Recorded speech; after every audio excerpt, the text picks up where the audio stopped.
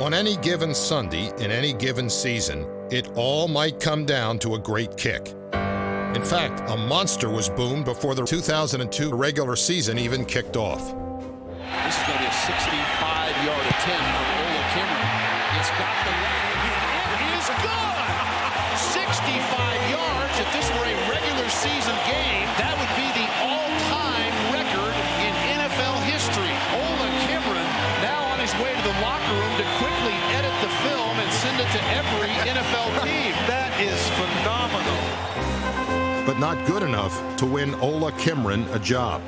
Instead, the Broncos kept veteran Jason Elam, who drilled this 55-yarder with 45 seconds left against Miami.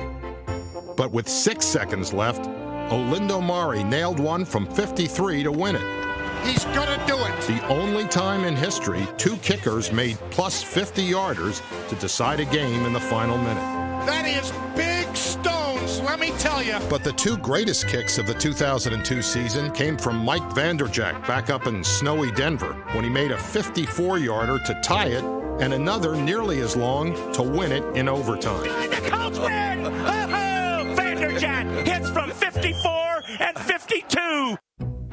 When it comes to kicking, no one knows more than Rick Gonzalez. Rick spent years poring over old newspapers and gathering data. The result was a detailed compilation of kicking stats dating all the way back to 1920. You want to know how important a kicker is? Since 1970, 73 games have been won by NFL place kickers with no time left on the clock. On the other hand, since 1970, when both leagues merged, 96 games were lost on last-second kicks. So that how valuable these guys can perform under pressure, that says a lot. So, just what is the greatest kick of all time?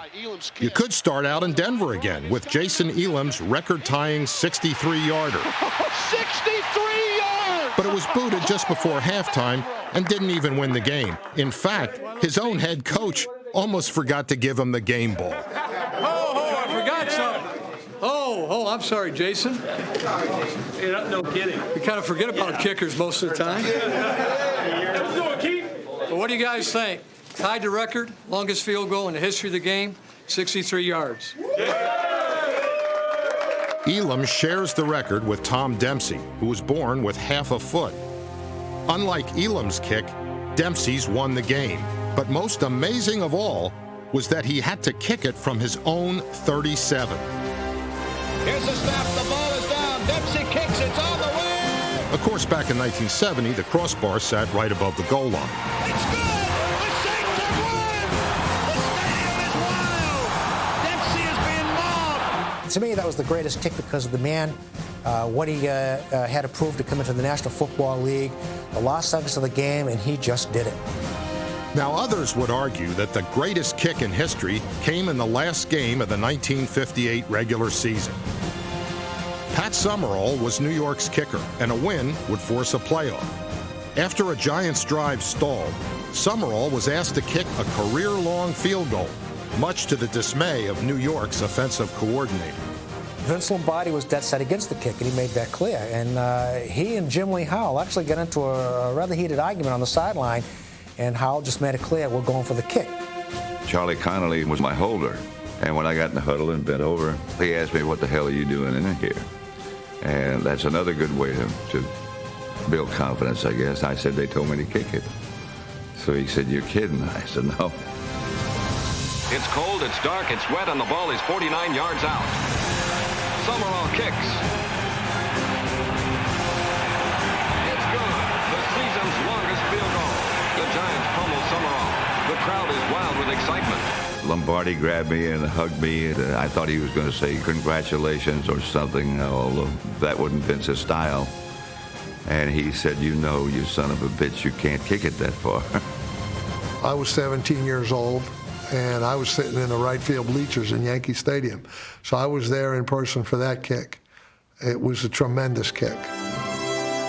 Bill Parcells has been there for many huge kicks, made and missed. If Scott Norwood's 47-yarder had been a few more feet to the left, Parcells and his Giants wouldn't have won their second Super Bowl. And the Giants wouldn't have even been there if Matt Barr hadn't connected a week earlier on the road against the back-to-back world champion 49ers. And he'd missed one, so he was 5 or 6 that day.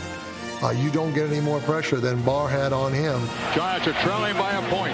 All depends on Matt Barr. On the last play of the game, Barr was 42 yards away from a trip to the Super Bowl. Kick is away. It's got the distance. It is good. Good. And the Giants are going to Tampa Bay. It's over for the three-peats. It's over. Ever had any moment like this in your life? Feels pretty good. 3 years later in New England, Parcells released Barr in favor of an undrafted free agent named Adam Vinatieri. Notoriously hard on kickers, Parcells immediately went to work to toughen the kid up. You know, he'd go and stand in my way when I was getting ready to kick, knowing that he was right in my path from my approach, or he'd make his shadow in it, or he'd go and move the ground right where I was about ready to kick, just to try to get in your head a little bit. The tuna's tricks backfired. In his second game, Vinatieri was 0 for 3. The next week, he missed 2 more, then an extra point a week later. The accuracy would come. The toughness was always there. My rookie year, we were playing Dallas, and I kicked it off, and Herschel Walker caught it and was running it back down the sideline, and I really didn't have an angle, and maybe he was slowing down because he thought he had a touchdown, but I ended up catching him and tackling him about our 20-yard line. And I remember talking about Bill Parcells. He said, you know, you're more than a kicker to this team now. You're an actual football player. From that point on, it was a smooth ride. Not so for George Custer back in 1876. Just before riding out to his last stand, the general decided to take only his bugler and left his bandleader behind. Now that bandleader was none other than Felix Vinatieri, Adam's great-great-grandfather. So while Custer was surrounded by the Sioux, Felix was safe back at Fort Lincoln. Good thing. Otherwise, Adam may never have been born.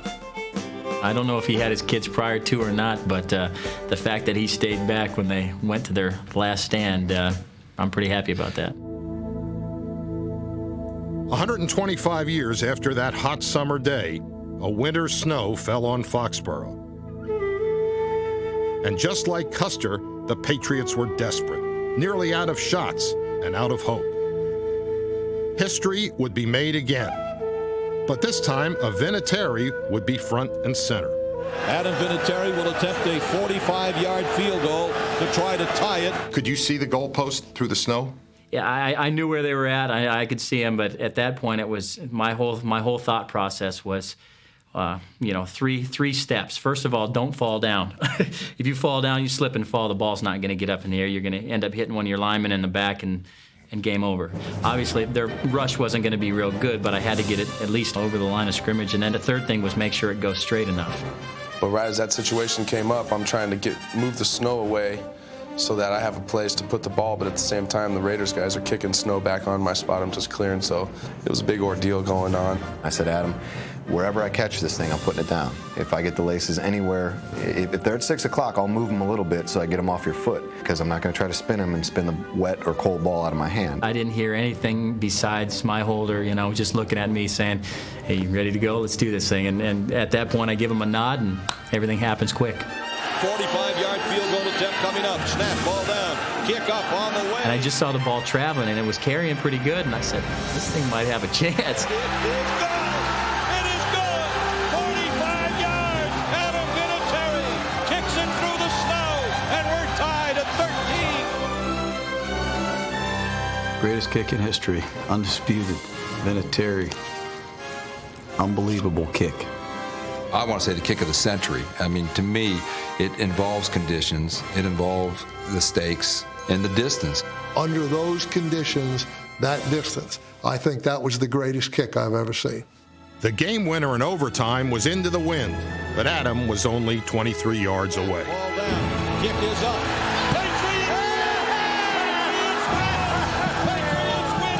Just took off running because I felt, I could see the ball go in. And I just jumped in the snow and just started freaking out. 2 weeks later, Vinatieri found himself living every kicker's dream. the chance to win the Super Bowl on a long kick as time runs out. In his NFL career, he had never missed indoors. Perfect in domes and perfectly confident, he was 48 yards away. It's kind of like Christmas when you're 5 years old kind of thing, you know? You can't wait till it happens. But at that point when I got out there, I really, truly did just go out there and say, Adam, you've done it 1,000 times. Do it one more time. You don't have to worry about all the other stuff. You got plenty of leg. Hit it, get it up, get it down the middle, and it will go. Set to go, snap ball down, kick up, kick is on the way, and it is good! It's good! It's good! Adam Vinatieri booms a 48-yard field goal, and the game is over! I started crying. It's my first championship of any sport, and I'm running down the middle of the field, going to the end zone to make my little turf angel say hi to my parents and start collecting some confetti. You know, I had to go chase Adam to try to get on the front cover of Sports Illustrated. You know, he always likes to leave me out and go running, so I said, man, you're going to stay there, and I'm going to jump on your back. And Ken Walter kind of half tackled me from behind and started grabbing me and shaking me and just screaming at me. And, you know, it's funny. What was he screaming at you? We won the Super Bowl. We won this. A little bit more aggressive than that, but yeah, pretty much. You know, I said, we're world champs. We're world. And I said it probably 10 times. The Patriots are Super Bowl champions! Which to you was the more pressure-packed kick? The 45-yarder in the snow or the final kick in the Super Bowl? I think the 45-yarder in the snow because of the conditions of the field, the conditions of the weather, the situation of the kick. You miss it, you lose. I mean, cut and dry. Not to say that there's not a pretty pressured kick in the Super Bowl, but I think the one in the snow was maybe a little bit more difficult. Foxborough Stadium is gone. It's now Gillette Stadium's parking lot. But a plaque has been erected there commemorating that almost surreal game-tying kick in the blizzard. And the exact spot is marked where Ken Walter placed the ball and Adam Vinatieri made the greatest kick in NFL history.